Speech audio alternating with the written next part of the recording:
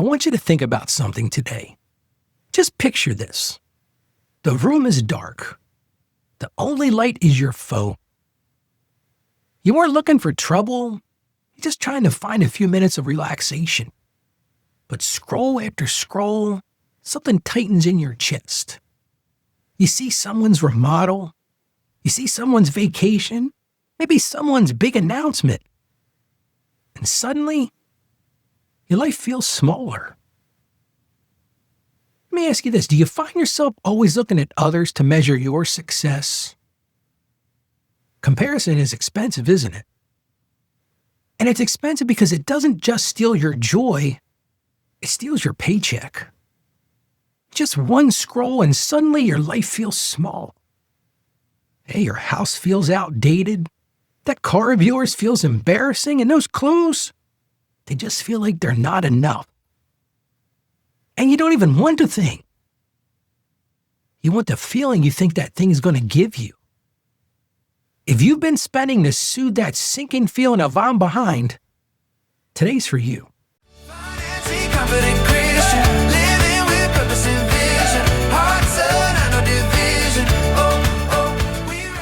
Let's get into today's listener question.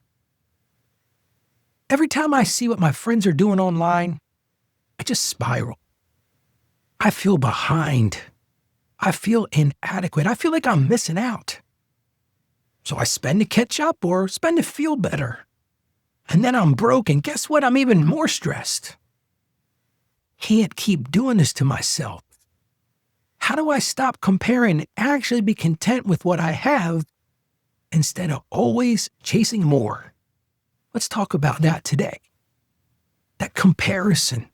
See, that comparison creates a false emergency in our minds. And I'm guilty of it too. And when we feel that emergency, that spending feels like a rescue. It's, oh, this is our savior. This is what's going to work. But it's not a rescue, is it? So the question is really, how do we break free from this comparison cycle? And that's what we really have. It's a comparison cycle. Well, here's what I'm going to encourage you to do. Number one thing, you got to name what's really happening. This isn't bad budgeting. It's just not. I wish I could say, well, just go fix your budget and this will go away, but that's not the issue. This is emotional spending triggered by a message.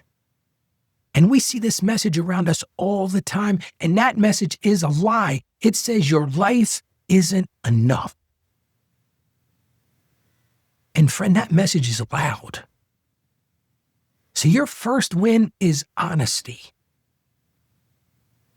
Think about these things. When I compare, I panic.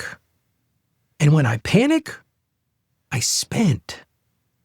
And then when I spend, I regret. But recognize that pattern isn't a character flaw. It's actually a cycle that you can break. Well, how do you break it? Here's the thing you got to do. Stop calling it inspiration if it triggers insecurity. Some of the things that we put ourselves into, some of the accounts do lift you up. Some of those things you look at on social media, they encourage you. Those are great things. Some accounts stir you up. But if you consistently leave an app feeling behind, feeling less than, feeling anxious, feeling restless, that's not inspiration. That's a trigger. And triggers require some boundaries. Sometimes you just gotta unfollow those things. They're not healthy. Get rid of them. Maybe you gotta mute them for a while. Or maybe you just gotta limit them. And don't beat yourself up. It's not because you're weak. It's actually because you're wise. So here's one of the wisest things you can do. I tell people all the time to do this. Build a scroll to spend speed bump. We've all been driving down the road in our car and we see that speed bump coming up. What do? We slow down. Do the same thing with your spending, because that comparison spending happens fast, doesn't it? You just scroll and you see something. Oh, I got to have this. So you need a pause button. Try this simple rule.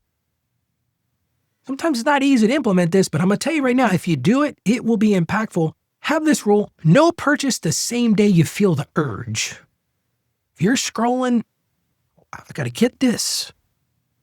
Boop, pause, stop, red light. Make it 24 hours.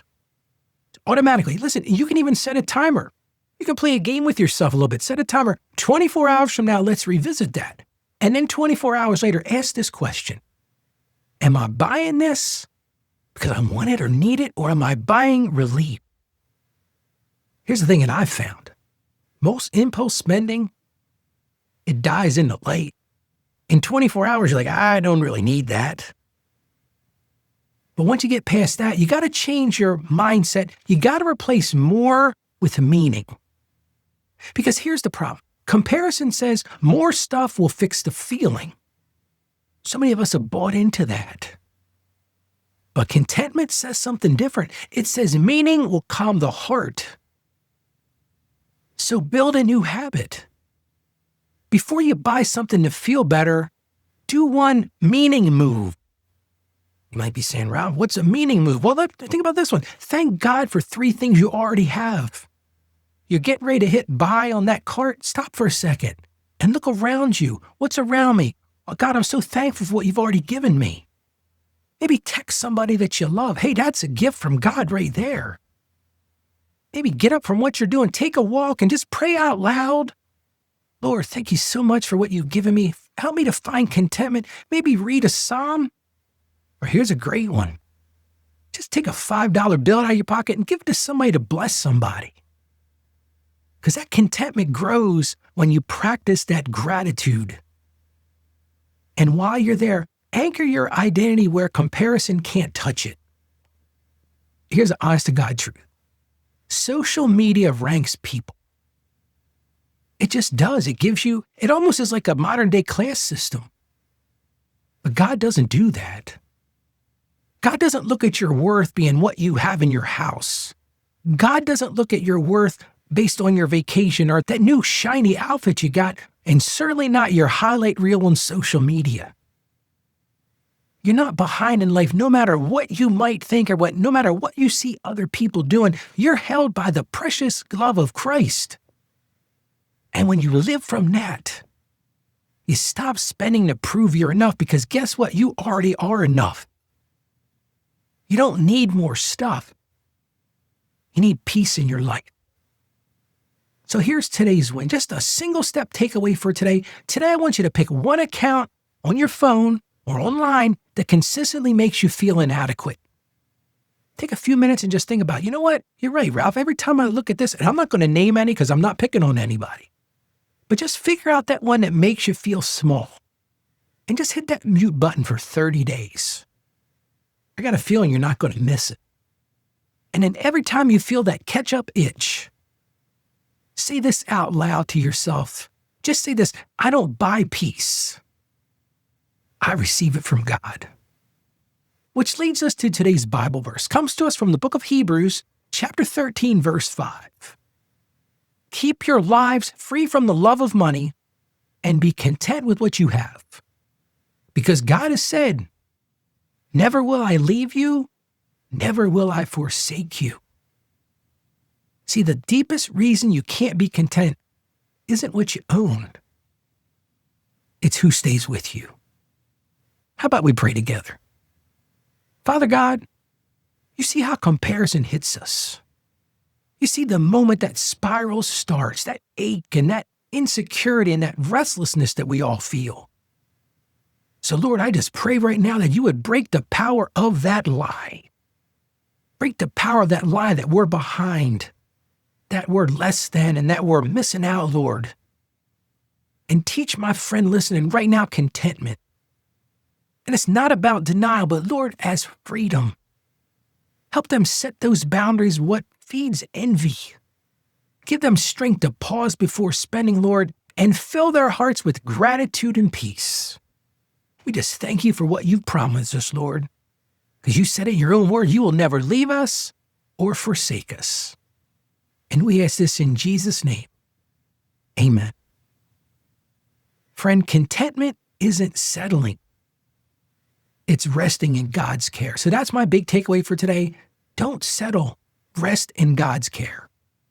And if you've got a question for this show, I would love to answer your question. This is what fuels me. This is what gives me passion. Go to financiallyconfidentchristian.com/question. We'll put that in the show notes, but I want to give it to you again so you know it. It's financiallyconfidentchristian.com/question. So thank you so much for joining me today. Stay financially savvy. May God bless you, and you have a great day today. Financially confident Christian.